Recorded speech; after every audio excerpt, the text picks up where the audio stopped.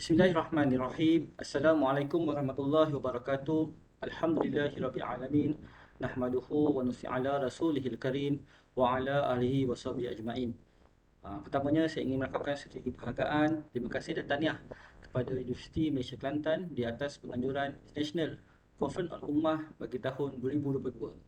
Saya akan membentangkan artikel saya yang bertajuk Teori Ijtihad Maqasidi dalam Keluaran Fatwa, Analisis Ad-Daruriyat Al-Khamsi. Saya Muhammad Alif Haikal Muhammad Suhaimi daripada Universiti Sultan Azlan Shah. Baik, istilah ijtihad maqsidi bukanlah merupakan satu istilah yang asing bagi ahli usul fiqh maupun golongan yang terlibat dalam penerbitan fatwa. Ini kerana peranan dan kepentingan maqasid dalam hal ilmu fatwa dan ijtihad merupakan tunjang yang utama dalam suatu hukum. Baik, kemudian problem statement yang ada dalam kajian ini adalah pekaji mendapat maklum kurangnya meraihkan daruriyat al-khamsi dalam penerbitan fatwa. Selain itu, kelompongan dalam memainkan peranan maqasid beri kesan dalam ijtihad sekaligus umat Islam sejagat. Maknanya kekurangan daripada peranan Ad-Daruriyat Al-Khamsi dalam penerbitan fatwa akan memberikan impak yang besar kepada umat sejagat.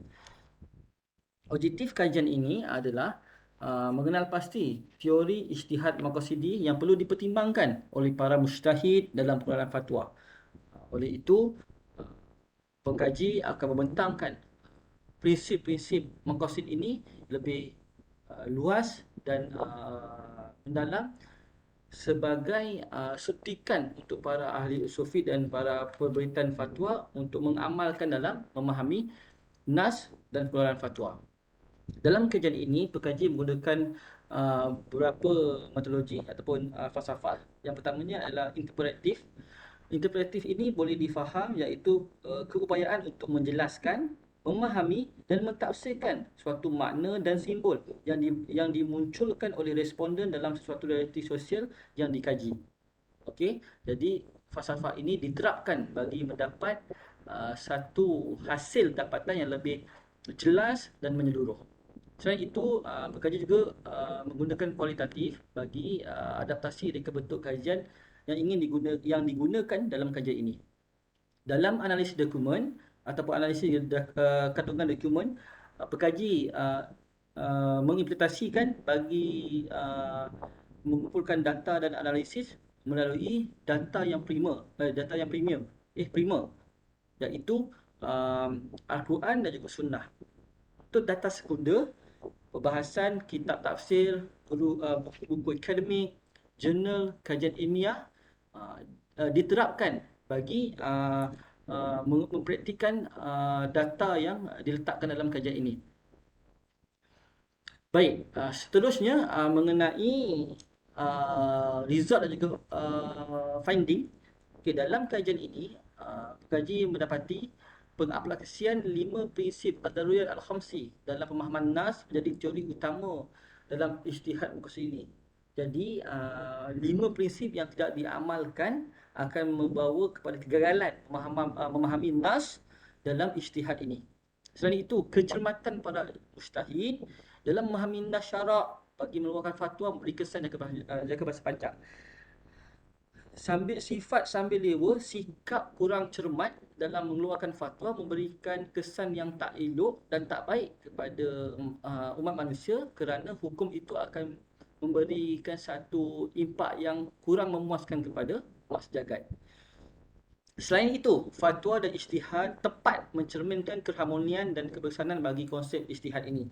Jadi, kecermatan yang baik akan membuahkan hasil yang harmoni dan kesan yang baik kepada pengamal-pengamal hukum setelah ahli usul fiqh maupun golongan yang terlibat dalam mengeluarkan fatwa dapat membawakan rahmat kepada hukum yang dikeluarkan tersebut. Baik, kita beralih kepada perbincangan kita.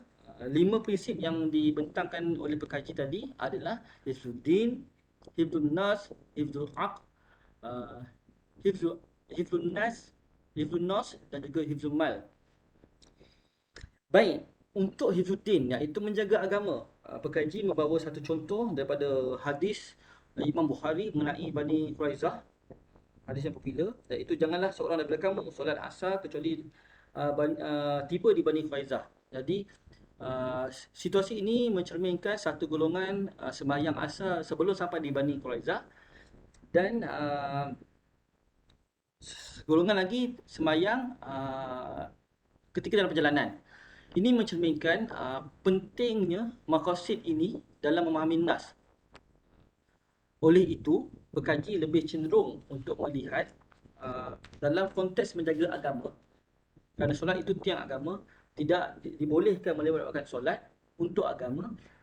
Pekaji lebih cenderung untuk melihat sembahyang sebelum ketika waktu solat, maksudnya waktu solat, dan juga sebelum sampai di Bani Quraizah, menjadikan satu fatwa yang lebih tepat dan lebih harmoni. Baik. Keduanya adalah mengenai hifdzun nas, iaitu menjaga diri, jiwa dan juga nyawa. Okey, seperti dalam surah Al-An'am ayat 151, iaitu ayat yang hendaklah kamu berbuat baik kepada ibu bapa. Walaupun ayat ini segelintirnya mengatakan larangan untuk manusia membuat keji, iaitu zina, sama ada secara sembunyi ataupun tidak, mencerminkan satu kaedah pemahaman bila mana satu ahli usul fiqh ataupun golongan yang menerbitkan agama melihat keluasan ayat itu dengan bukanlah kerana itu sahaja, bahkan perkara yang mendorong kepada kemusnahan jiwa nyawa itu juga menjadi satu halangan kepada setiap seorang muslim untuk menghalang dari melakukan perkara tersebut. Okey, jadi di situ nas yang difaham dengan cara yang cermat dan teliti memberikan peranan penting dalam pengamal atau umat yang mengamalkan hukum yang telah diberikan. Bagi prinsip yang ketiga, iaitu hifzul aql, iaitu menjaga akal. Okey, pekaji membawa surah Al-Maidah ayat 90 hingga 91, iaitu sesungguhnya arak, judi, berhala dan juga menilik nasib merupakan perbuatan syirik, okey, dan dilarang. Oleh itu, ulama seharusnya tidak sempit dan tidak jumud dalam memahami dalil ini, sehingga boleh memastikan bukan hanya perkara itu sahaja, perkara-perkara yang membawa kepada menghisap rokok, mengambil pil-pil khayal, dan juga aksi-aksi yang boleh merosakkan akal juga perlu dihalang, perlu disekat agar menjaga keharmonian akal itu di dalam konteks agama. Baik, prinsip yang keempat adalah hifzul an-nas, iaitu menjaga maruah. Okey, dalil surah Al-Isra, janganlah kamu mengambil zina, la taqrabuz zina, dan sungguhnya ia adalah satu perbuatan yang keji dan sebab berjalan. Itu adalah dalil yang khusus dan jelas bagi penghalangan dalam melakukan zina. Namun seperti mana yang dibentangkan oleh pekaji tadi, seorang ahli fiqh, usul fiqh maupun mereka yang terlibat daripada menerbitkan fatwa tidak boleh sempit dalam memperluaskan ini, sehingga kan perkara-perkara yang menghampiri kepada zina juga perlu dihalang, seperti maknanya melihat video lucah, bercakap lucah, melihat aurat, membuka aurat juga perlu dihalang sebagai satu tindakan awal daripada menjaga maruah. Dan yang terakhir adalah hifzul mal, iaitu menjaga harta. Okey, menjaga harta ini kaji bawa dalil Quran, iaitu surah Al-Maidah ayat 33, iaitu awal Rasul melarang melakukan kemungkaran, merosakkan harta di atas bumi ini, mencuri, membunuh, memonton dan merampas dan sebagainya, menjadi satu penghalang.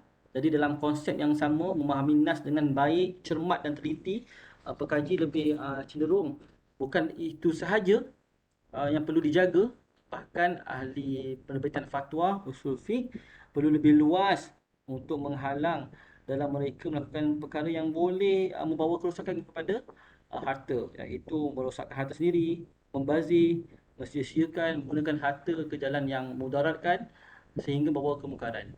Jadi itu saja daripada saya. Mudah-mudahan kajian ini dapat inspirasi kepada orang lain. Assalamualaikum warahmatullahi wabarakatuh.